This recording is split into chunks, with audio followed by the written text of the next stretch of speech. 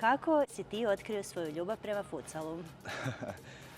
Pa na jednom turniru pozvao me, nažalost, preminuli Matija Capar na jedan trening. Došao sam, svidjelo mi se. U malonogometnom klubu Paklenica, to je klub iz mog mjesta i tu sam s njima igrao. I onda sam na nagovor današnjeg suigrača iz reprezentacije Nikole Čizmića došao na jedan trening u tadašnji FC Split Tomi.